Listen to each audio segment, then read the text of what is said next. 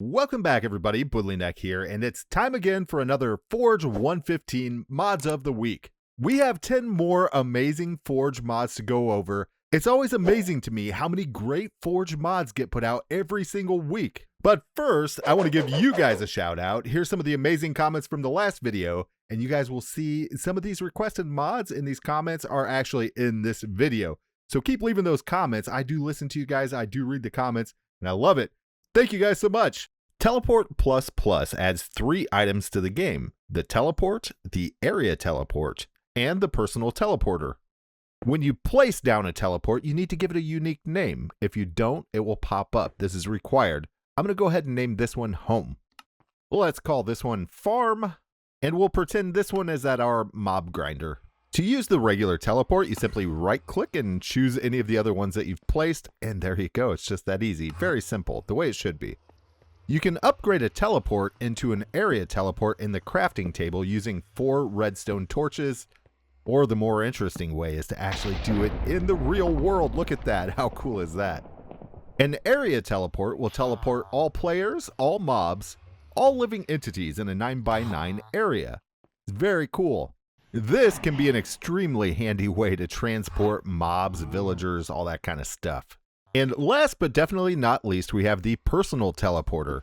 When you right click on the ground with the personal teleporter, it will mark the spot that you have set to teleport back to. And then you get this blinking orb.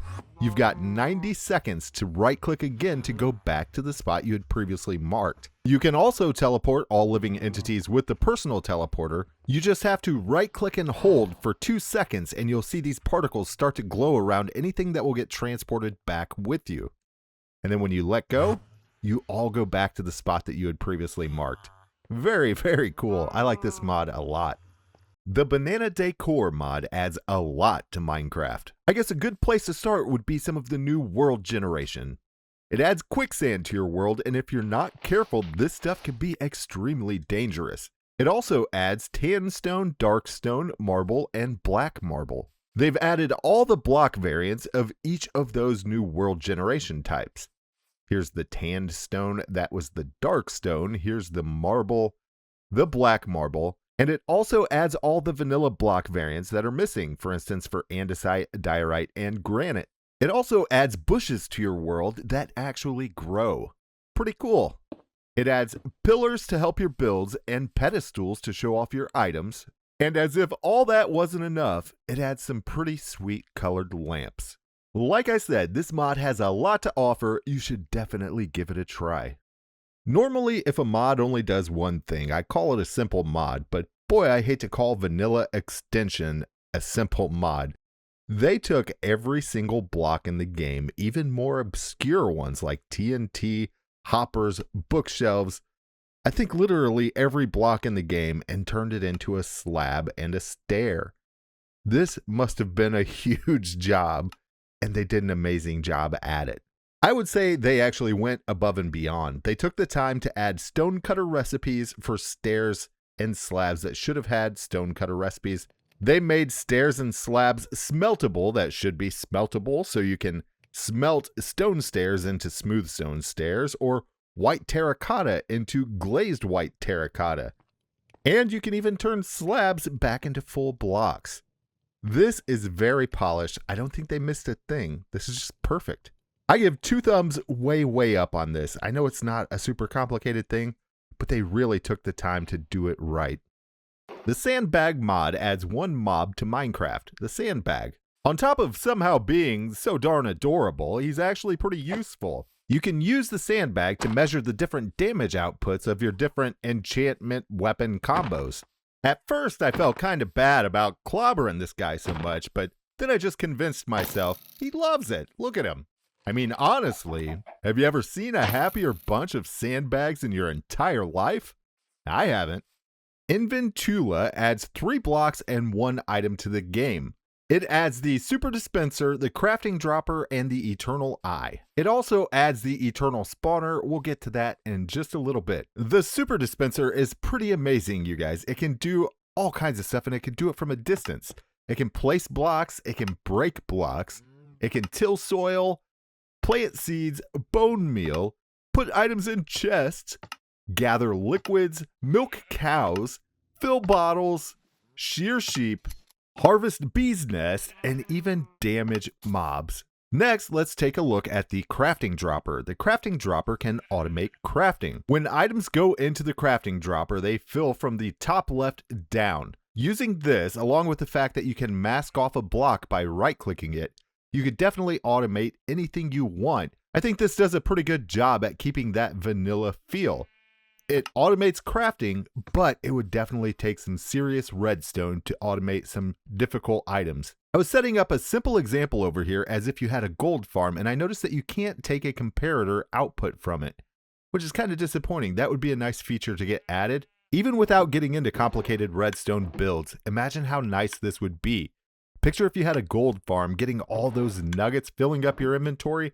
You could easily set this up to convert all those gold nuggets into ingots, and then you could do this again right under it to convert the ingots into blocks. Now let's take a look at the Eternal Eye and the Eternal Spawner. If we right-click a spawner with an Eternal Eye, it will turn it into an Eternal Spawner. This eliminates the need for a player to be within 16 blocks to activate it. An Eternal Spawner does still have to be chunk loaded though, so you can't just go wherever you want unless you have another mod that has a chunk loader or some way to load the spawner. And finally, you are able to disable a spawner by giving it a redstone signal. This is a very nice touch. I love being able to turn my farms on and off, and it just doesn't get any better than just using redstone, right? Turn it on and off, make a switch. At first glance, not what it seems doesn't seem to add anything to the game, but trust me, it's not what it seems.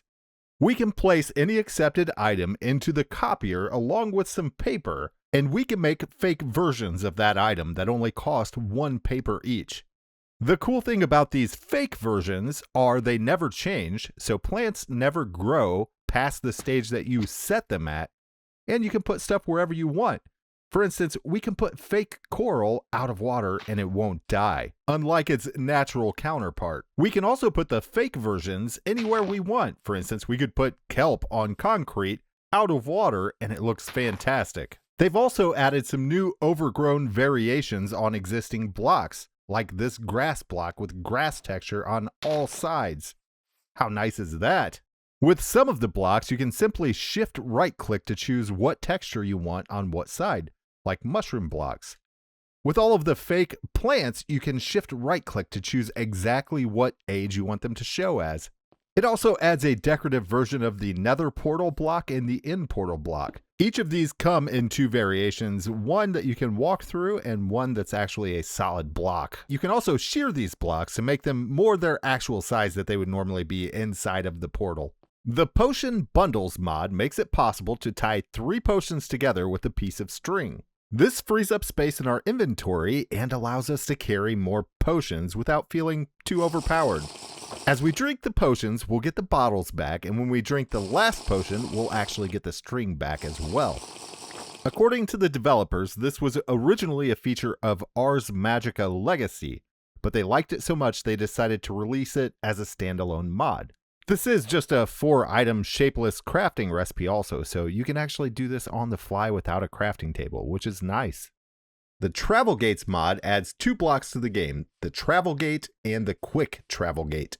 The purpose of this mod is to allow players to create a network of teleportation pads that let them travel long distances very quickly. When you place a travel gate, you have the option to set the travel gate ID. This is the name you'll see at every other travel gate when you go to pick your destination or set your whitelist or blacklist options. By default, travel gates will use the blacklist, which means everyone's allowed to go there except for the ones that you explicitly say are not allowed to go there. In the pink area, I'm setting up a quick travel gate. You can't change any of the information set in a quick travel gate without picking it up and replacing it. On a normal travel gate, you simply right-click it to set the destination. Here I'm setting it to the gray block. And I'll set the gray destination to the green block. And here I set the green destination to the pink block. And now as you can see, whenever I walk on these, it automatically teleports me to wherever I set the destination. On a regular travel gate, I can right-click it and set a new destination anytime I like. I'm going to add the gray travel gate to the blacklist of the blue travel gate. And now whenever I try to teleport to the blue travel gate from the gray travel gate, I can't. You can see it says I'm blacklisted. The whitelist will allow you to specifically choose which teleportation gates are allowed to come to this teleportation gate instead of listing the ones that are not allowed. I gotta tell you guys, I'm surprised this hasn't been downloaded more than it has. I haven't found a single bug with this, and it's pretty amazing. Everything about it seems great. I say 2 thumbs up, great job developer. The Towers of the Wild mod will make your explorations a bit more exciting. This mod adds tall towers in your world inspired by The Legend of Zelda Breath of the Wild. At the top of the tower, which is purposefully not so easy to climb, you'll find a chest with some loot as well as a nice view. This mod is compatible with every world generation and structure mod, and you can also configure the spawn rate as well as blacklist whatever biomes you don't want the tower to show up in. The If I Worked at Mojang mod can really be split into 3 sections: Gravitite, Aquamarine, and Flarestone. Gravitite is a strong and heavy metal. It's twice as durable as diamond equipment, but also twice as slow. Gravitite ore is actually found a little bit deeper than diamond, and it is affected by gravity, which is pretty cool. I don't know if I've ever seen an ore like that. If you equip an entire set of Gravitite armor, then you actually gain the slowness effect. Aquamarine is an ore found in cold and frozen ocean biomes. You can craft thalassic equipment using aquamarine and prismarine shards. You can then upgrade your thalassic tools into thalassic tools of the sea. Thalassic tools of the sea give you the conduit effect while you hold them, and if you wear the entire set of thalassic armor, you get Dolphin's Grace. So with this set, you can actually live and thrive underwater. Very cool. Flarestone ore can be found slightly deeper in the nether. It burns you to the touch, and you can use Flarestone ingot to make a Flarestone sword, which has sort of a built-in flame effect. This mod also adds a couple smaller changes. For instance, wither skeletons now drop charred bones, which are used to make the Flarestone sword. When you dig in sand, there's a chance that you can find shell fragments, which you can use to make Nautilus shells. And they've added dynamite, which is a smaller, less powerful version of TNT.